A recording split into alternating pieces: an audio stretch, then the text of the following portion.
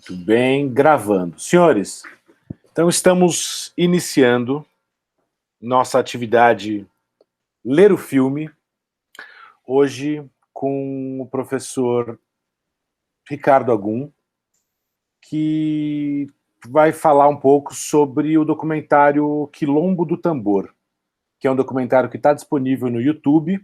Acho que é possível a gente deixar o link aqui depois para quem está envolvido, quiser assistir inteiro. Você vai passar um trecho, certo, Ricardo? Correto. Então tá bom. Então, vamos iniciando, vamos conversando. Ricardo com a palavra. Isso, tem o link agora aqui. Para quem futuramente a gente vai deixar esse link aberto, a gente dá um jeitinho de colocar esse mesmo link na descrição do vídeo, quando a gente subir no YouTube e tudo mais, para quem estiver vendo a gente numa situação futura, tiver a curiosidade de se aproximar da obra, ter a possibilidade. Então, Ricardo, contigo. Boa tarde a todos e a todas. Quero agradecer pelo convite também, embora eu faça parte desse grupo, mas foi um convite e eu fico muito feliz em poder falar um pouquinho desse trabalho. Vou falar em linhas gerais, motivações, intenções e por que eu fiz esse documentário. Primeiro, assim, trata-se do gênero, o gênero documentário. Temos ficção, drama, terror. O documentário é um gênero também cinematográfico, do audiovisual, onde ele explora aspectos da realidade. Mas é claro que toda a realidade, quando ela é filmada, ela acaba sendo encenada. Então nós temos também vários tipos de documentários que são encenados. Isso não desmerece o documentário em si. E por que eu fiz um documentário? Desde quando cheguei na Amazônia, no Amazonas em si, quando eu fui morar lá em 2006, eu comecei a me voltar muito da minha formação de ciências sociais e da antropologia para uma vertente da antropologia, que é a antropologia visual, trabalhando com imagens, sons e tudo mais. E aí eu comecei a participar de grupos de discussão, muito parecido com cineclubes e tudo mais, e fui tentando aperfeiçoar e me aprofundar um pouquinho mais nessa narrativa do documentário em si, que é a área que eu mais gosto. Aí vai por tendências também individuais, né? Cada um se inclina para onde quer e para onde se sente mais confortável. E o documentário, eu gosto de um gênero de documentário que é muito peculiar, que não é compartilhado por todos, principalmente quem faz e quem vê documentário.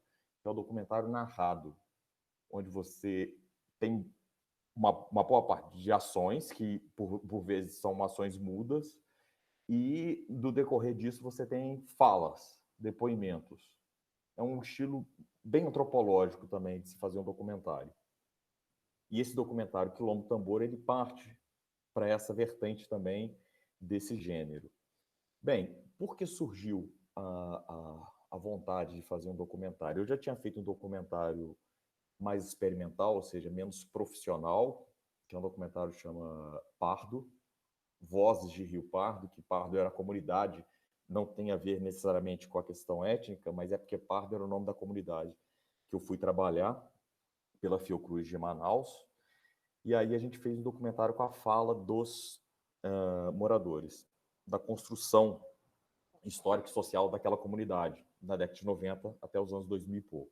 Então chamou Vozes de Rio Pardo. O documentário do Tambor surgiu quando eu li um livro de um pesquisador chamado Emmanuel, que ele ainda faz parte da Nova Cartografia Social da Amazônia. É um projeto bem amplo, grande, que mapeia regiões de conflitos na Amazônia, mas não só regiões de conflito, reuniões também de pertencimento étnico, social, cultural, e é bem interessante. E ele escreveu um livro, nos anos 2000 e pouquinho, que foi a dissertação de mestrado dele, que o nome do livro é Rio dos Pretos. O título é muito bonito, por si só. E aí eu tinha contato com o coordenador, que é o professor Alfredo Wagner, da antropologia, e com o Emmanuel depois eu conheci, li o livro, e para mim foi extremamente motivante ler aquele livro, que conta a história, lógico, é uma etnografia, do Rio dos Pretos, que o Rio dos Pretos, rapidamente, foi o primeiro quilombo reconhecido no Amazonas. E ele desmistificou uma certa ideia que se tinha que não existia uma população negra no Amazonas. E aí, com o reconhecimento pela Fundação Palmares do Quilombo do Tambor, que aí tem uma série de coisas, porque tem esse nome, tambor, por causa dos tambores e tudo mais, mas enfim, não vou entrar nesses pormenores,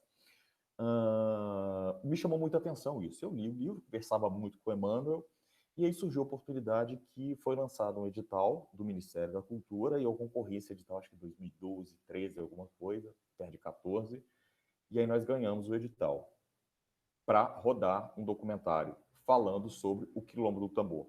Mais do que falando do Quilombo do Tambor, falando dos personagens. Hoje, falando dos personagens que a gente elegeu para narrar essa história do tambor.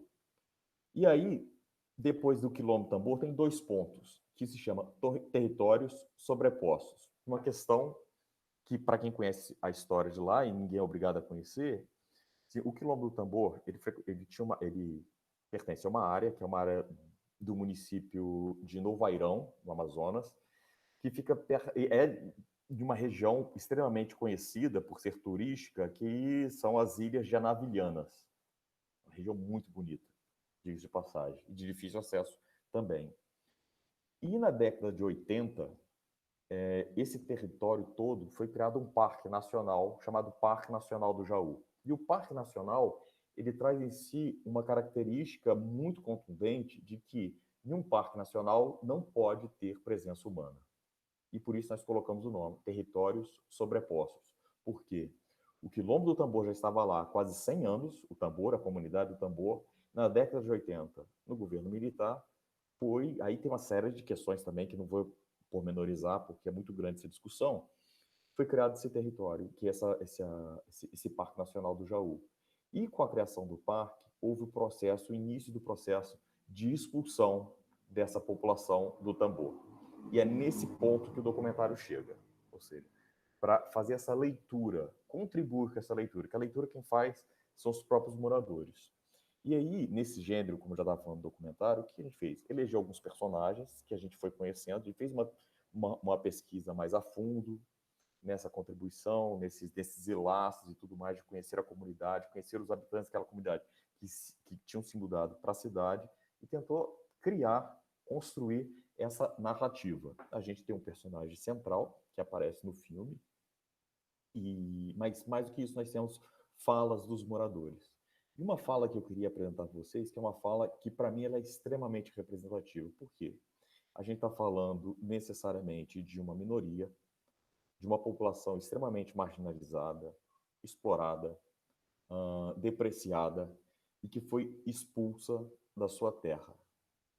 Isso por si só é extremamente emblemático, porque a gente não consegue dimensionar, e essa é a nossa dificuldade, e aí somos seres privilegiados, cidadãos privilegiados, ou melhor, somos cidadãos, antes de tudo, que essas pessoas dificilmente têm um título de cidadão por essa própria condição do seu próprio habitat, que lhes foi negado, que lhes foi caçado, eles foram perseguidos por isso. E é para a gente criar essa dimensão de como é ser um cidadão à margem da proposta do Estado. Ou seja, eles são marginais aos olhos do Estado. Boa parte deles, eles acabaram sendo expulsos das suas próprias terras, da sua ancestralidade, dos seus laços culturais, que já vinham há mais de 100 anos, e levados, ou melhor, empurrados, jogados, como eles mesmos dizem, na cidade de Novo Airão, que é uma cidade pequena, mas é um centro urbano. E como um centro urbano mesmo pequeno, ele tem todas as características de uma sociedade urbanizada. Ou seja, os laços de confiabilidade, de confiança, de amizade, de parentesco são totalmente diferentes, totalmente distintos do que eles tinham no Quilombo do Tambor. E isso desestruturou a vida dessas famílias. E até hoje. Detalhe, eles não receberam qualquer indenização. Se eu não me engano, um ou outro até recebido alguma coisa, mas pouquíssimos se receberam alguma indenização por parte do Estado. Então, eles foram perseguidos, eles foram violentados, eles foram agredidos, eles foram transferidos, empurrados numa situação subhumana, vamos botar assim, para essa cidade de Novo Airão, tendo que restabelecer esses laços, e o Estado virou as costas para eles. E aí temos várias interpretações. Uma população descendentes de quilombolas, são quilombolas reconhecidos, negros, pobres e que foram deslocados do seu único bem, que era a terra e os laços familiares de parentesco. Bem, dado esse panorama, eu queria mostrar uma fala, né, em 2 momentos, que é a fala de uma senhora que, para mim, foi extremamente representativa e emblemática. Claro, quem quiser ver o documentário todo, eu o aconselho. Ele tem uma fotografia muito bacana, muito bonita. Todos os envolvidos nesse projeto, da filmagem, principalmente, da feitura, do texto, são pessoas negras ou de ascendência negra, e isso foi muito importante, com exceção do Sávio é branco. E o Sávio participou ativamente também, mas foi bem interessante esse processo também dessa construção dessa narrativa, não diria muito próximo da realidade dele, mas foi o mais honesto que nós conseguimos chegar. Então, vou passar aqui 2 momentinhos. Deixa eu só... Aqui, o meu áudio vai sair, tá, gente? Por conta disso, vai ficar só o áudio do documentário. E aí, um minutinho só.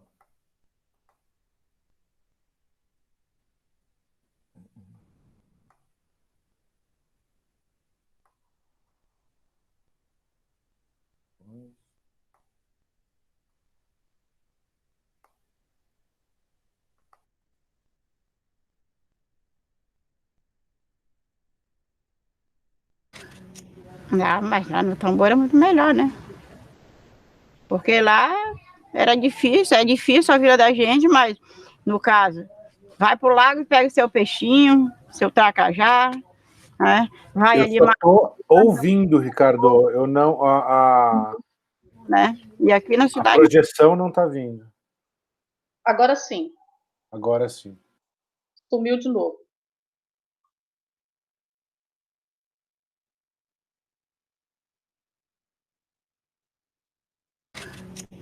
Ah, mas lá no tambor é muito melhor, né? Porque lá era difícil, é difícil a vida da gente, mas, no caso, vai pro lago e pega seu peixinho, seu tracajá, né? Vai ali, mata uma anta, mata um porco, você não sabe de onde, né? E aqui na cidade não, na cidade tudo tem que ser no dinheiro. Se você não tiver um emprego, não tiver nada para fazer para arrecadar o dinheiro... As imagens não estão... Tem um anzolzinho, um caninho, se uma linha, você pega o seu peixe. Tem como você sustentar sua família 1000 vezes melhor. Porque Ô, Ricardo, clica em cima lá do quilombo do tambor, ó, que você está no Meet. Aí fica difícil, né? Isso. Às vezes eu falo as coisas para meus filhos e eles dizem assim, poxa, mas você tem tudo isso? Eu digo, tive, meu filho. Saiu de novo, Ricardo. Aí nós tínhamos nossa roça, nós tínhamos nossa macaxeira, nós tínhamos nosso cará, nós tínhamos nossa banana. E aqui, se eu não tiver R$5, eu não compro uma palma de banana pro meu filho. Eu chego na feira, vejo aquele monte de banana, eu tô sem aquele dinheiro, meu filho fica sem nada. Às vezes um neto da gente chega, vovó, compra uma maçã pra mim, meu filho, eu tô sem dinheiro, o dinheirinho que tem só pra comprar o pão de manhã. E lá não, eu ia lá na roça, tirava minha macaxeira, cozinhava, fazia meu beiju, meu pé de moleque, e tá enchendo a barriga dos meus filhos, né?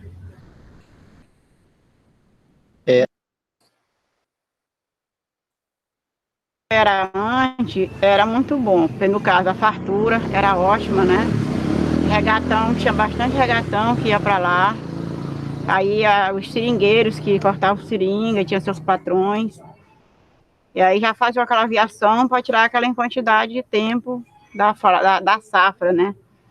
Aí a gente ia pro garapé trabalhar, fazer recortar seringa, na época da seringa, na época da sova ia para a sova, castanha era na época da castanha. E era assim que a gente vivia. Mas a gente tinha um local da gente, onde a gente vinha para construir a roça da gente, onde era o tempo da gente, era o barracão, que chamava de barracão da gente. Era sempre da gente. Depois do parque, que eles tiraram, a primeira coisa que eles tiraram foi o regatão, né? Foi o regatão ir mais para lá. Aí foi ficando difícil pra gente. Muita gente, às vezes, já não tinha, certas coisas já não tinha, já faltava o alimento da gente.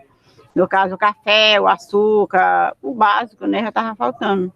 E muitos vinham aqui para baixo, embarcavam na canoinha e vinham para cá, que era para fazer as compras para voltar. E outros voltavam, e outros já não conseguiu mais voltar, que eles não deixavam mais passar. Com a criação. Quer dizer que para mim, um finado lá, vou ter que tirar autorização para mim.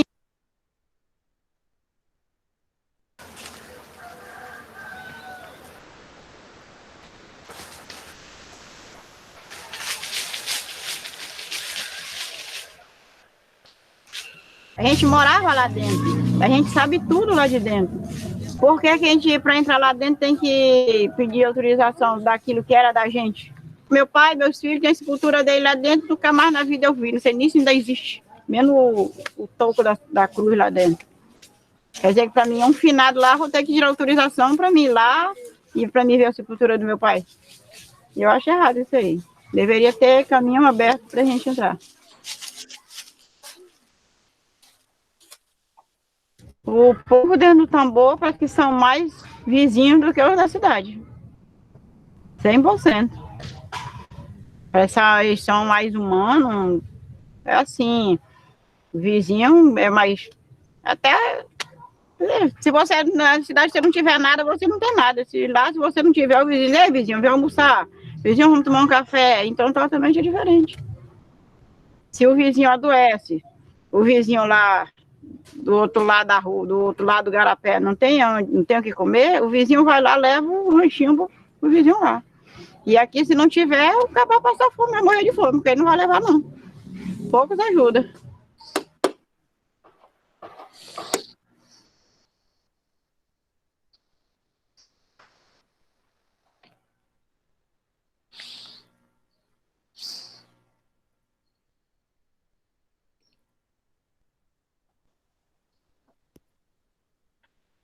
Desculpa, vocês conseguiram ver ou só ouvir? Não, perfeito. No início, Ricardo, eu acho que, como está compartilhando a sua tela inteira, você tinha que estar com a aba...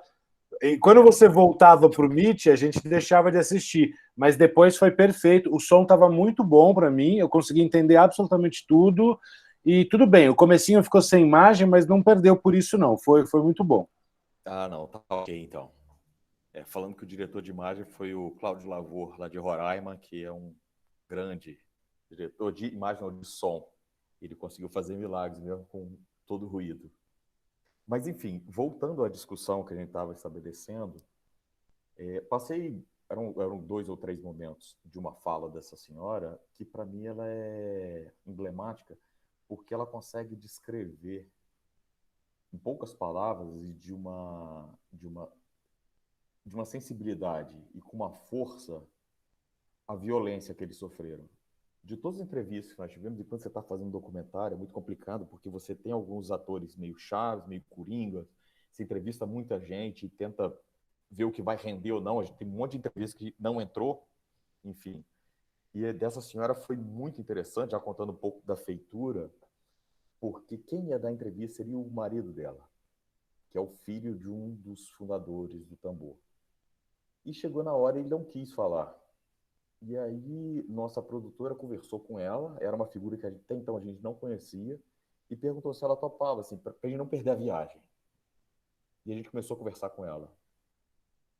E, assim, a força dessa senhora foi uma coisa que é impressionante, porque a gente já estava lá nas idas e vindas que a gente foi fazendo durante várias semanas, e o depoimento dela conseguiu sintetizar de uma maneira muito objetiva parte desse sofrimento.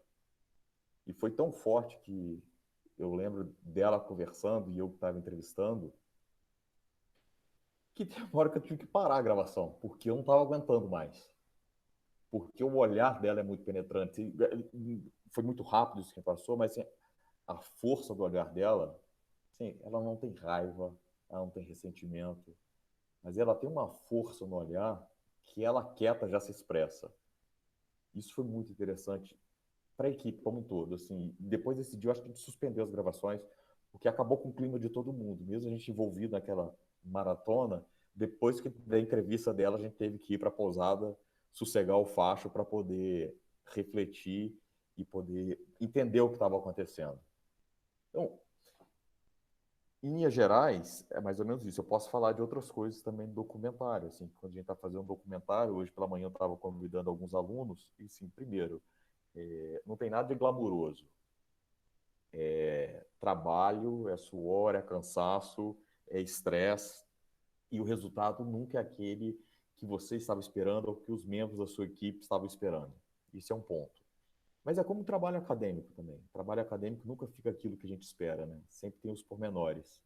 E quando a gente reflete isso através do material audiovisual, é ainda mais complicado, porque você está lidando com a fala do outro, você está lidando com a imagem do outro. E as pessoas têm as suas vaidades, têm as suas preferências, e isso tudo é muito complicado você tentar equilibrar isso em um filme, em um documentário.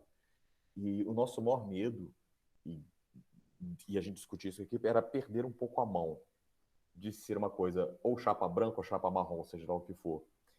A gente se esforçou muito para fugir disso. Em alguns momentos não foi possível, claro, mas foi um esforço coletivo para que isso, se ocorresse, ocorresse de uma maneira muito esporádica. Mas eu estou aberto aí aos questionamentos e posso falar mais também dessa comunidade e de como foi a feitura.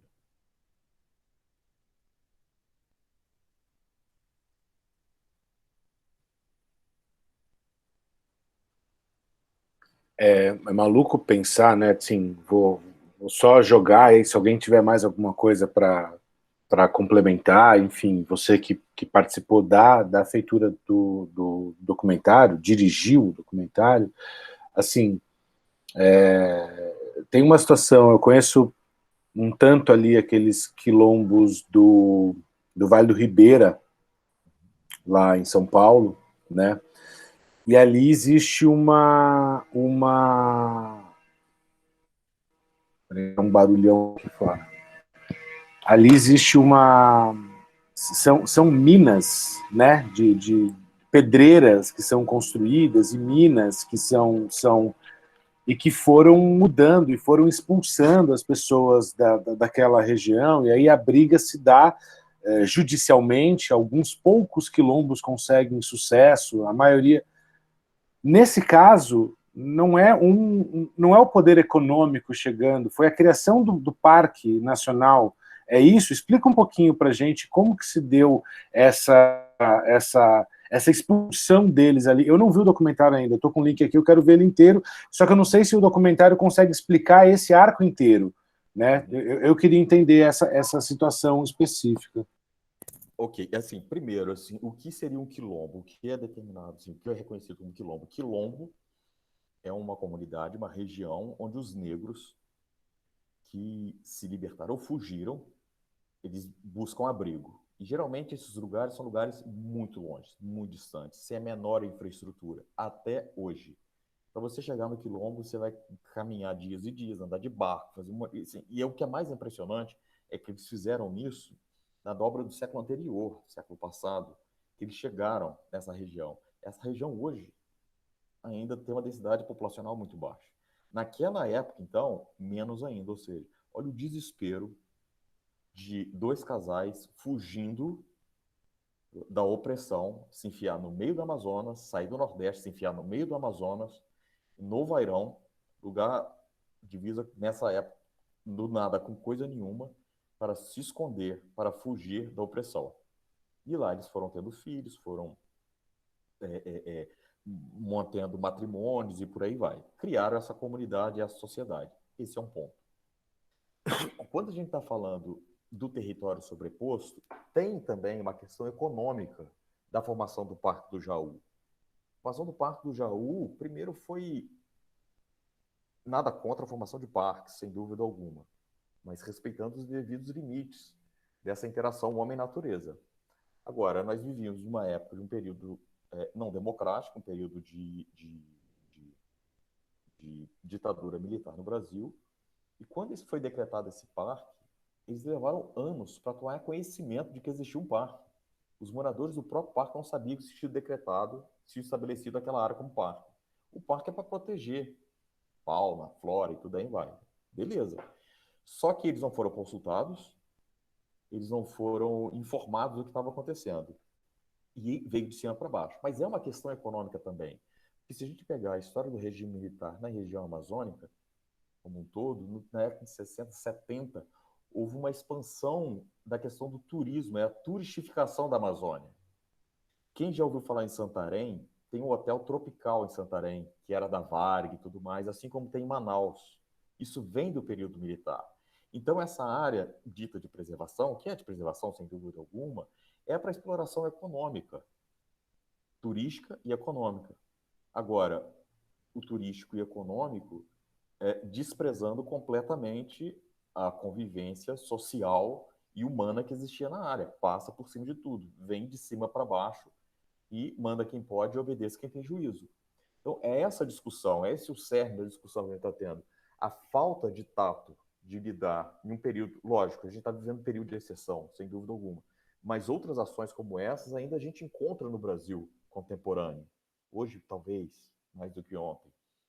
E essa discussão que a gente busca estabelecer de como essa população ela pode ser representativa de outras comunidades que não estejam tão longe, mas são comunidades quilombolas que são mandadas embora do seu próprio território por questões políticas, econômicas e sociais. É o desrespeito total e pleno em cima dessa comunidade. E isso, principalmente nas comunidades quilombolas, se a gente estiver falando de minorias, isso acontece dia após dia.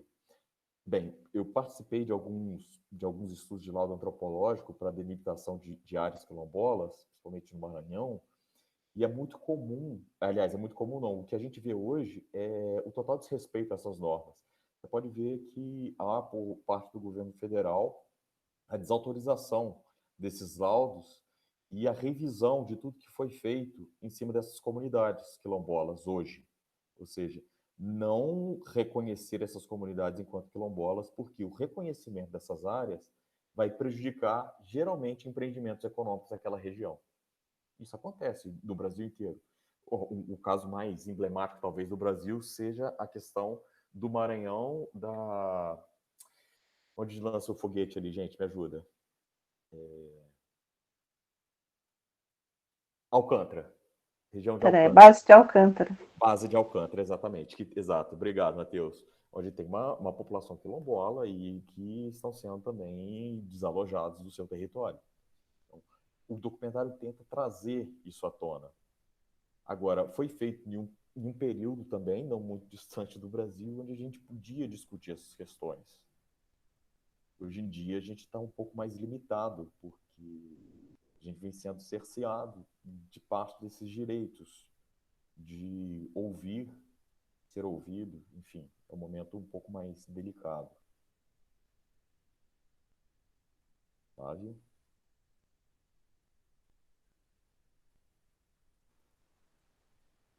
Alguém quer perguntar, contribuir, trazer mais alguma coisa? Para mim ficou evidente essa sua resposta, porque assim, no final é econômica, é através do Estado nesse sentido, mas é uma reserva que ela atende diretamente a um objetivo, né? Não é a empresa explorando diretamente, né, nesse caso, mas é através do Estado você cria uma ambiência ou um ambiente favorável à exploração turística e tudo mais. E talvez seja o pior tipo de agressão. É a agressão não só autorizada, mas impetrada pelo Estado. Isso. O Matheus, eu acho que gostaria de falar. Manda ver, Matheus. Olá, Flávio, Ricardo. Eu assisti o documentário hoje. Eu vi que mais para o final tem uma parte em que mostra a população ali participando de uma campanha eleitoral. Acho que foi em 2016, né? Foi ano de eleição. Uhum. E eu queria saber, já que a gente está falando da relação dessas comunidades com o Estado e com a lei, se vocês chegaram a pesquisar e se vocês tiveram alguma informação assim da comunidade sobre a relação, sobre a participação dos políticos da região com essa comunidade, né? Quais seriam as propostas e quais seriam as demandas deles, e o que aconteceu depois da eleição. Teve algum político ali que se dizia representar os interesses dessa comunidade que foi eleito? Teve alguma proposta, alguma demanda que foi levada a cabo e teve algum avanço institucional no sentido de proteção legal dessa população, algum tipo de, como se diz, de remediação, eu esqueci a palavra, mas de toda essa violência que eles sofreram, de toda essa expropriação, né, da terra, que ancestralmente era deles e foi violentamente tirado deles esse direito, né? Como é que a política institucional lida com isso, assim, já que era uma época de eleição e, enfim, essa é a pergunta.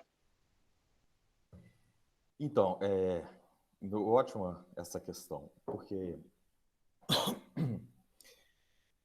aquela cena final da campanha eleitoral foi para tentar fazer esse tipo de relação mesmo, daquela vida que eles tinham dentro da comunidade e dessa inserção na cidade com outras regras, outras normas, outras institucionalidades envolvidas nessa questão. Agora, quanto à participação política, ela é rarefeita e vai variar muito de tempos em tempos. Claro que em tempo eleitoral isso vai crescer ainda mais. Eles têm um quantitativo interessante de quilombolas ainda, de descendentes, e isso, se transformando em voto, é extremamente interessante e relevante para a política local de uma cidade muito pequena. Tem promessas, tem acordos, tem tudo, mas nada vai adiante, assim. Eu arrisco a dizer que talvez, muito talvez, um dos poucos progressos que eles tiveram nessa luta que eles ainda têm no Quilombo, da permanência de alguns ainda que estão lá, ele veio via academia, veio via universidade, não veio via político. É claro que tem os políticos e se aproximam, principalmente em época de eleição. Muita coisa é prometida. Eles têm uma associação dos remanescentes do Quilombo, do Tambor, muito ativa. Tem um envolvimento político partidário em vários momentos, mas eles conseguem, às vezes, acessar alguns canais, principalmente da política nacional, com deputados federais, senadores, que eles começam um diálogo principalmente para diminuir a intervenção em cima dos que ficaram. É o máximo que eles conseguem. Seria um efeito meio redução de danos, mas está muito longe ainda desse conflito ser solucionado. Mas, embora longe seja de ser solucionado, há um aspecto interessante que ele foi evidenciado, ele foi potencializado. As pessoas sabem que existe o Quilombo do Tambor. E esse grupo se tornou tão politizado, não política partidária, mas uma política social, que eles reivindicam não só a permanência daquele grupo ficou, o entendimento que eles são remanescentes de quilombolas, mas também o pertencimento deles dentro dessa cidade, enquanto grupo que foi removido daquele território. Ou seja, há um empoderamento dessa população, desse entendimento do que o que foi cometido contra eles foi uma agressão por parte do Estado, e que o Estado precisa dar uma resposta, e uma resposta que possa minimamente compensar a perda que eles tiveram. E a gente não está falando de uma compensação, se a gente for pensar, nem tudo é econômico. Veja a fala daquela senhora, a última fala. Se meu pai estava enterrado lá, meu irmão, alguma coisa, meu pai está lá. Eu não posso visitar meu pai. A gente não consegue mensurar o que é você enterrar alguém da sua família e não poder visitar o túmulo. Isso é uma agressão. É como se alguém da sua família tivesse morrido e você não tem o direito de enterrar essa pessoa. Isso é uma agressão que se perpetua dia após dia, semana após semana, mês após mês. Então, essas pessoas estão querendo o direito mínimo desse reconhecimento, o reconhecimento de visitar o lugar onde eles nasceram, onde eles cresceram, onde eles casaram, tiveram filhos, e depois foram expulsos. Então, é esse tipo de reconhecimento que eles buscam e eles lutam. E, assim, institucionalmente, politicamente, eles estão sendo não enganados, porque eles estão muito bem assessorados, eles têm um conhecimento muito grande do que foi feito contra eles. Mas cozinha o banho-maria, isso vai empurrando. Isso não é prioridade. E eles ficam ao sabor das trocas de governo. Quem toma conta agora da entrada e da saída é o ICMBio. E, enfim, depois, quando tiver parando de gravar, a gente fala mais coisas.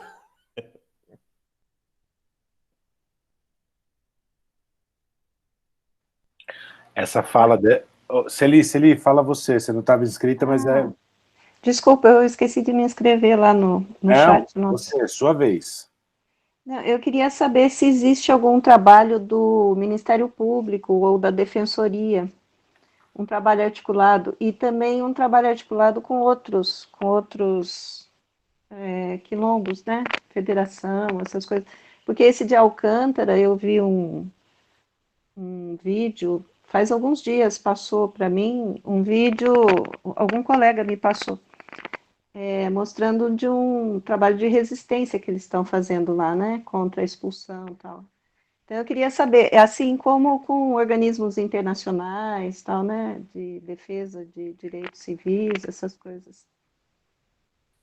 Então, Celi, eles têm esse intercâmbio, esse diálogo, eles vão para Brasília, de vez em quando o representante vai para Brasília para discutir, tem a promotoria, defensoria, que presta auxílio, tem promotores muito bem capacitados e dispostos a ajudar, e vez por outra eles são acionados. É claro que tem um excesso de trabalho também, fica meio tumultuado, mas tem uma galera dando esse suporte jurídico. Eles estão em contatos com outras associações, eles têm um contato muito grande com a nova cartografia social da Amazônia, que é coordenada pelo Alfredo Wagner, que é esse antropólogo que trabalha em Alcântara há várias décadas, trabalha no Maranhão também há várias décadas. Então, eles criaram essa rede de sociabilidade e de relações. E acredito que seja isso que os mantém ainda vivos até hoje. E nessa esperança de poder retomar o seu território. Então, assim, eles têm essas redes, eles pertencem a essas redes. E cada vez mais eles vão, hora mais, hora menos, né, que isso é flutuante também, né? Os mais velhos, isso é um dado interessante também, porque os mais velhos, eles têm ainda a sensação de pertencimento ao território. Só que os mais novos vão perdendo isso. Os mais novos nunca foram lá. Quando vão de passagem, eles estão mais habituados com a cidade. Então, isso vai se perdendo. Por mais que a história oral se mantenha, eles vão perdendo esses laços ainda que os mantêm vivos. E isso é muito louco, porque se a gente for pegar as primeiras pessoas que foram expulsas do território, eles já morreram. A primeira geração, uma boa parte já morreu na cidade. Morreu na cidade esperando o dia de poder retornar. E aí os filhos ficaram, agora os netos, alguns nasceram lá, já nasceram na cidade.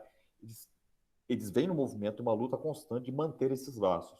Mas cada dia mais fica complicado, a gente entende isso. Mas os estudos acadêmicos vêm dando um fôlego para isso, porque é mais uma rede de parceria, que publica livro, faz fotografias, faz vídeos, coloca exposição, é um canal de diálogo, de reverberação. Isso tem sido relevante e importante para eles, reconhecem. Mas eles têm essa rede. É maluco como é uma briga estrategicamente construída, né? Porque o tempo vai facilitando as coisas. Porque o outro lado vai perdendo os seus laços e vai perdendo a conexão. Então, conforme você consegue enrolar juridicamente tudo, jogar o tempo para lá, é isso, a próxima geração não vai fazer oposição, não vai buscar aquilo, porque ela efetivamente não é mais daquele lugar, ela já nasceu, né, muito mais ligada ao urbano do que ao quilombo, enfim, é cruel do ponto de vista humano pensar nisso, né? Porque você mata a cultura de um jeito, enfim. Você cerceia a liberdade de escolha do ser humano, do indivíduo, da comunidade. Porque eles têm todo o direito de morar na cidade, desde que eles queiram. Agora, quando você retira deles a possibilidade de escolha entre morar na cidade e morar no quilombo, você está sendo extremamente ditatorial. Porque a nossa cabeça, que é uma cabeça mais urbana, pensa o seguinte, cara, morar no meio do mato, sem luz, é complicado. É melhor morar na cidade, mesmo que seja na periferia. E lá vai passar uma van, vai ter luz, vai ter televisão. Só que eles não pensam assim. Eles estavam em outro ritmo. Então, você tirar o direito dessas pessoas de continuar a viver a sua vida dessa maneira é você arrancar parte da cultura, é você determinar que essa pessoa, ou que esse grupo de pessoas, ou a parte deles, morram na mais profunda tristeza. E aí, se a gente fizer uma relação com a nossa vida cotidiana, que é interessante também, porque um quilombo parece algo distante, lidar com esses grupos mais isolados, grupos periféricos, marginais, seja o que for, mas se a gente passar isso para a cidade, o próprio direito à moradia, onde você mora, com quem você se relaciona, deve ser, antes de tudo, uma escolha individual, ou no máximo uma escolha coletiva do seu grupo de pertencimento, e não por parte do Estado. É o Estado quem deve definir quem vai morar na periferia ou no centro urbano. São as pessoas que devem ter o direito de escolha. E a gente retira o direito de escolha dessas pessoas, de boa parte da população brasileira. Se Vilhena não se reconhece ainda nisso, é questão de tempo. Porque as cidades crescem. E crescem de uma maneira desordenada. Crescem de uma maneira excludente. Empurrando para as periferias essa população mais pobre. Então, esse é um ponto também que a gente pode pensar. Ele é representativo do nosso futuro. E o futuro que a gente está construindo enquanto sociedade. E se Vilhena não se reconhece nisso, é por falta de conseguir olhar para ela própria, porque o desenho já está feito, né? Questão de observar com cuidado o nosso entorno. E eu achei extremamente interessante, porque quando você fala do olhar que o urbano faz sobre essas comunidades, normalmente é isso, distância, a pobreza que eles vivem, muito melhor estar na cidade, e ela deixa claro que miséria não existia, e ela fala a palavra fartura algumas vezes, né? Porque lá tinha fartura, se ela quer alguma coisa, ela vai lá, ela pega, ela planta, ela colhe, ela cozinha, e ela inclusive divide com os vizinhos, porque ela não daria conta de comer tudo aquilo só com a família dela.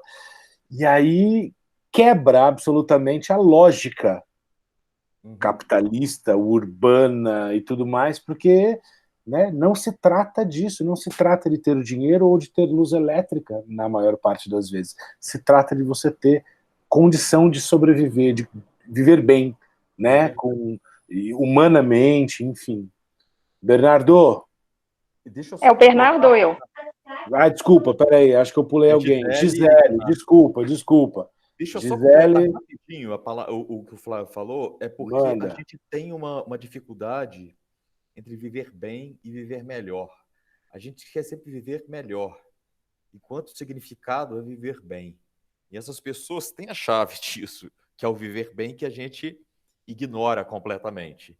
Agora, só levanta a questão da CELI, eles conseguiram vários movimentos interessantes também, várias conquistas. Tem uma escola lá hoje. Tem poucas famílias, mas eles conseguiram o direito à escola, que é um direito fundamental, direito social, direito à educação de jovens e crianças, que estavam sendo cerceados esse direito de poder estudar como uma forma de pressão de que essas famílias saíssem dessa comunidade. E eles, através desse movimento, conseguiram ser uma escola. Desculpa, Gisele. Tranquilo. Eu queria falar a respeito do que, não sei se foi você que abordou essa questão, até mesmo do turismo, né? Como que foi essa presença do turismo? Porque eu venho de Minas e Tiradentes, né, no interior, tem tinha a cidade muito pequena e existia um comércio em Tiradentes e um contato dos tiradentinos com a própria cidade, né? E desde que o turismo, esse turismo predatório, chegou em Tiradentes, ele começou a marginalizar os moradores, quem nasceu na cidade, quem cresceu na cidade. Então, o tempo que eu vivi em São João, eu via muito isso quando eu ia em Tiradentes, né? Que a gente visitava e sempre tinha aquela Santíssima Trindade, por exemplo, que é uma festa característica, típica de lá. Então, tinha os tiradentinos que andavam, né? Aí a gente quer se misturar no povo, né? Que a gente quer estar ali, né? Com as pessoas do local e tal, né? Até porque eu sou são joanense também. Mas aí tinha também a época E aí você viu o povo da cidade nessa festa popular. E quando tinha festival de cinema, gastronomia, aí era um outro público e o povo ia trabalhar para essas pessoas, né? Que era um mercado, né? Que vai gira, né? Toda uma roda, né? Capitalista, né? Uhum. E excludente, né? Enfim, e em nome de um turismo, de um progresso, né? De trazer girar a economia local, mas os tiradentinos trabalham para essas pessoas, né? Então, fazendo aí uma comparação, né?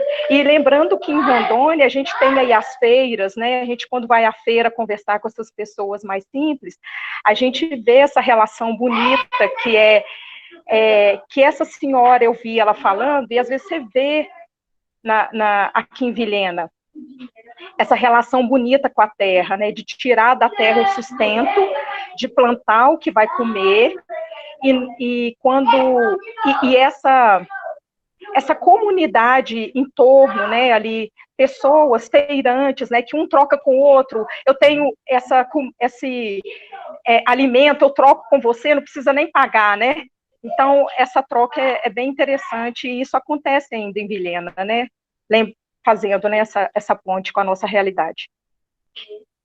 Eu acho extremamente interessante isso, Gisele, porque a gente tende a ver o turismo como algo extremamente positivo. Só que a gente não consegue enxergar os efeitos negativos do turismo. Exploração da mão de obra local. Vamos falar aqui. Lugar de turismo é lugar de exploração sexual, principalmente infantil. Principalmente não, mas fundamentalmente, que a gente sabe, sim, de ouvir falar do Nordeste brasileiro, de regiões também do Norte do Brasil e outros tipos de explorações que estão muito ligados ao turismo. Agora, isso é feito por quê, necessariamente? Porque o turismo é estabelecido com uma ordem de cima para baixo, como desenvolvimento econômico local. Só que de local ele tem muito pouco. A gente vê grupos ou grandes grupos ou conglomerado de grupos ganhando muito dinheiro e explorando os locais. Dificilmente a gente vê um local turístico que é gerido pelos próprios cidadãos locais, que eles tomam a frente daquilo ali. Sempre tem um grupo ou outro para tomar a frente e mandar o que deve ser feito. Então, essa é uma questão que a gente deve chamar a atenção. E quanto esse clima que a gente tem em Vilhena, em alguns lugares, é extremamente interessante. Assim, a última vez que eu estava morando em Manaus, mas assim, todos os lugares que eu morei, exceto no Espírito Santo, eu morei no interior, mas era maior que Vilhena, eu morei em capitais, morei em São Paulo, no Rio, Manaus, e chegando aqui eu vi essa mudança de atmosfera, assim, da recepção. É claro que eu sei que é o que a gente está falando, a passabilidade. Os lugares que eu frequento, a pessoa sabe onde eu trabalho, minimamente sabe quem eu sou. Então, o fato de eu esquecer a carteira para pagar o almoço não vai me impedir de almoçar. Essa é uma condição de local menor, mas a pessoa sabe de onde eu venho. Se eu esquecer a carteira em Manaus, em São Paulo, eu só não vou almoçar. Ou vou ter que deixar o relógio lá para pagar o almoço. Então, se a gente transferir isso para o Quilombo, imagina só como eles viviam nesse lugar e como eles vivem nessa outra cidade. É interessante a gente fazer esse paralelo. Bernardo, querido.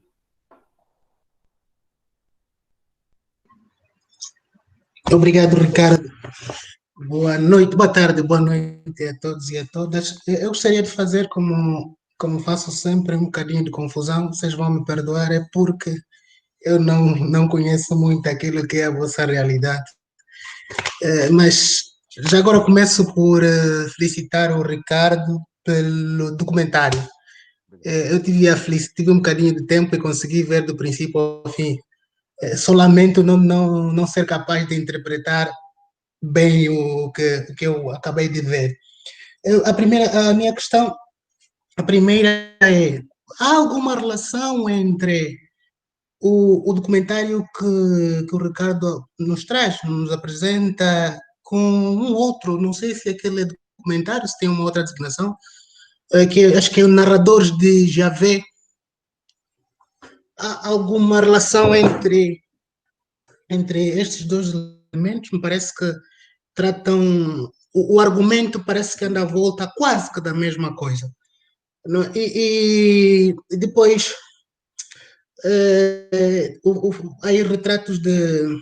A questão tá aí voltamos de novo à questão da maioria, da minoria, que falamos no encontro passado. Eu coloco aqui a questão minoria versus liberdade de escolha. E eu aqui gostava de colocar por isso a questão. No, qual é que é o discurso político em relação a estas minorias? Ainda que seja aquele discurso só para o inglês ver, não é? O que é que os políticos dizem em relação a esse facto de um grupo ter de sair de um lugar para o outro contra a sua vontade? Há representantes do povo, digo, de deputados ou coisa parecida, destes grupos, para pelo menos resolverem os seus problemas. Há aqui outra questão, gostava que falasse também, não sei se eu já disse, a relação entre raça, no caso minoria, raça e conhecimento. Me parece que aqui há um determinado grupo que é muito mais fácil de manipular, não é? Há um grupo que é muito mais fácil de manipular, provavelmente por desconhecer os seus direitos, então estão entregues à sua sorte.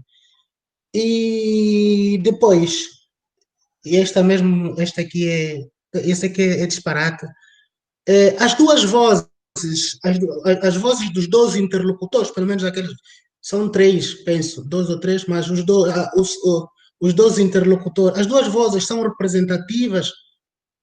As duas vozes representam todo o grupo ou apenas o grupo está dividido? Há aquele que tem vontade de ir à cidade porque entende que, ou seja, o meio urbano é melhor para eles, ou é o sentimento da maioria. Claro que nunca chega a ser, as pessoas nunca são unânimes, não é? Mas há sempre um grupo maior. Qual é que é o grupo, qual é que é a percentagem maior? Daqueles que querem ficar ou aqueles que querem ir para o centro urbano? Era isso. Obrigado. Nada que isso. Eu anotei aqui, eu vou tentar responder. Quanto aos narradores de Javé, a gente acaba tendo certas inspirações. O narrador de Javé, ele é uma ficção onde ele procura reconstituir a história de uma comunidade para tombar como patrimônio artístico e tudo mais. Nesse caso, o que foi feito... É claro, sim, eles contam histórias, e essas histórias precisam ser envolventes. E assim, na antropologia, o que o antropólogo faz? Ele ouve histórias, ele busca as relações dessas histórias, tenta extrair o máximo possível da representatividade e tudo mais. Isso tem na parte deles, mas é muito mais um... Eu falo isso, sabe, eu até falo assim, nada a ver, mas assim, eu gosto muito do Eduardo Coutinho, e o Eduardo Coutinho, ele tem uma... Lógico, o Eduardo Coutinho é Eduardo Coutinho, né, gente? Assim, não sou nem a unha do pé dele, mas tem essa construção narrativa do personagem que eu acho bastante interessante, de contar uma história e você tentar rememorar essa história e fazer essas criações fazerem sentido na sua cabeça. Então, está muito envolvido nisso. A outra pergunta, deixa eu ver aqui, a questão dos políticos a respeito. Bem, assim, por que é complicado falar disso? Porque, assim, quando começa o processo de expulsão dessa população, é na década de 80, onde havia um regime militar atuante no Brasil. Era o começo do processo de abertura ainda, mas ainda havia censura, havia violência violência do Estado contra os seus cidadãos, de uma maneira física, quando a gente está falando de violência, só violência simbólica. Então, isso dificultou muito esse diálogo, impediu que se tomasse conhecimento disso que estava acontecendo. Isso foi, quando se tomou conhecimento, foi anos depois que já havia acontecido. Então, e aí, qual o interesse? O político ele faz um cálculo. Isso aí, político, qualquer esfera, seja direita, centro, esquerda, seja o que for, ele vai fazer um cálculo político, ele vai ver se vale a pena ele se envolver em determinadas discussões. E o cálculo político, geralmente, é um cálculo quase quantitativo. Aqui eu vou me meter em uma terra que está tendo conflito, onde tem 50, 100, 200 pessoas, se eu posso perder politicamente com isso. Então, assim, o cálculo político é feito em votos. Isso em qualquer esfera, da esquerda à direita, na sua maioria das vezes. É claro que quando entram outras organizações, defesa dos direitos humanos e tudo mais, isso reverbera de uma maneira mais presente, e aí alguns tomam um posicionamento mais firme. Mas então, assim, politicamente ainda é muito frouxo. É claro que Sim, se a mas gente pegar... tomam porque muda a equação política, né? Muda a equação política. Porque a equação passa a ser um pouco mais desfavorável. O cálculo continua lá, né? O cálculo, exatamente, boa. O cálculo continua lá, mas a equação é desfavorável. É claro que, se a gente pegar, e aí é difícil a gente não fazer esse paralelo, início dos anos 2000, se vocês me localizarem bem, 2003 para cá, a gente teve ganhos, com todas as críticas ao governo, mas as populações minoritárias, elas foram vistas de uma maneira um pouco diferente do que vinha sendo visto até então. Sim, o reconhecimento de vários territórios quilombolas, eles aconteceram justamente nessa década, quase década e meia. E houve o esvaziamento dessa pauta. Isso deixou de ser uma pauta política, de uma pauta social. Mas nesse momento, por todas as confusões e conflitos que nós tivemos, ainda foi um momento muito propício, talvez o momento mais propício desde a época da redemocratização do Brasil, se a gente for pegar. Quanto à questão de manipulação de raça, que não conhece seus direitos, são momentos distintos também. Eu acho que essa população começou a se ver representada cada vez mais com o passar dos anos, com as políticas afirmativas, com a necessidade de ganhar voz, ganhar corpo à sua reivindicação, porque é uma fala constante assim, que a gente encontra, identifica assim, a gente saiu de lá sem saber o que estava acontecendo. Não tinha ninguém pela gente. A gente não sabia dos nossos direitos. A gente achou que lá fosse a nossa terra, mas falaram que não. Então a gente saiu, a gente foi expulso. E a partir do momento que eles vão tendo contato com outras realidades, com outros grupos, eles vão se vendo enquanto sujeitos constituintes dessas ações e sujeitos que têm direitos, não só deveres. E aí cria-se esse movimento de empoderamento dessa população, desse grupo. Agora, isso tudo é muito lento, é gradual. E se a gente pensar que no Brasil há um racismo estrutural até hoje, imagina só você no meio do estado onde o negro não é reconhecido, ou seja, onde cria-se essa falsa ilusão de que no Amazonas não tem negro. Isso é dito, isso é falado, assim, não existe negro no Amazonas. E aí, de repente, você reconhece, depois de uma luta grande, um território quilombola no estado do Amazonas. Até isso ganhar corpo é muito complicado. É uma luta constante e difícil. Agora, quanto à fala representativa do grupo, é outra questão extremamente complicada também. O grupo é dissonante, como todo grupo político. Se vamos pensar no grupo político como uma família. Uma família pertence ao mesmo tronco genético, mesmo tronco consanguíneo, seja lá o que for. Só que nós temos posicionamentos divergentes. E isso é muito comum desde uma comunidade também. Principalmente quando tem uma correlação de forças. Que aí entra uma correlação de forças políticas, sociais, de representatividade. Quem manda o quê? Quem manda mais? Quem representa quem? É o mais antigo? É o mais velho? É o mais novo que tem estudo? Quem vai representar? E aí é um conflito que eles resolvem. É uma bomba constante. E aí você cria uma associação, depois você deslegitima essa associação. Foi na época do período eleitoral. Tinham 2 representantes, que eu lembro assim, da mesma família, 2 candidatos a vereador, da mesma família, do mesmo grupo do Quilombo. Da mesma família, fora dos outros representantes também que se candidataram, por questão de força política, dividiram votos e tudo mais. Então, assim, é difícil a gente dizer que é uma voz representativa. O que eu posso dizer é que a gente criou, ou buscou criar, uma linha narrativa que fosse coerente com o discurso da etnografia, ou seja, daquela comunidade que foi etnografada pelo Manuel. E aí a gente buscou essas vozes. É claro que nem toda a comunidade vai concordar com isso. Mas o que é interessante também, que você cria um outro aspecto de discussão. E é no conflito que a gente chega a uma solução. Porque quando tudo está muito bem, a gente não resolve nada. E aí eles vão aprendendo a chegar no denominador comum nisso tudo. Não sei se foi respondido, mas tentei anotar rapidamente, Bernardo. Flávio, temos que terminar ou mais alguma questão? Podemos terminar e continuar, depois só para eu falar um negócio? Temos alguma questão direta? Acho que mais uma pergunta, são 5 e 5, a gente começou 4 e 5. Fecharia uma hora bem fechada. Tem alguém para colocar mais alguma coisa, para provocar o Ricardo em mais algum sentido? Eu gostaria de fazer mais uma pergunta. Então vamos lá, Celi.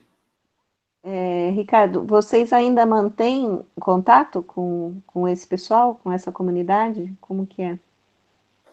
Existe ainda algum trabalho que vocês fazem junto com eles? Então, Celi, eu não faço assim, porque pelo próprio deslocamento, eu vim morar aqui em Rondônia, mas o pessoal lá da Nova Cartografia Social da Amazônia, do Grupo Tofeiro, continua mantendo contato constante com eles. Eles continuam sendo contemplados nesse projeto, auxiliantes, já que eles auxiliam mais do que são auxiliados, na verdade. Mas o projeto continua lá, a Nova Cartografia. Mas eu não tenho mais contato, que é uma constante também do trabalho que a gente faz. De pouco a pouco a gente vai perdendo um pouco desse contato.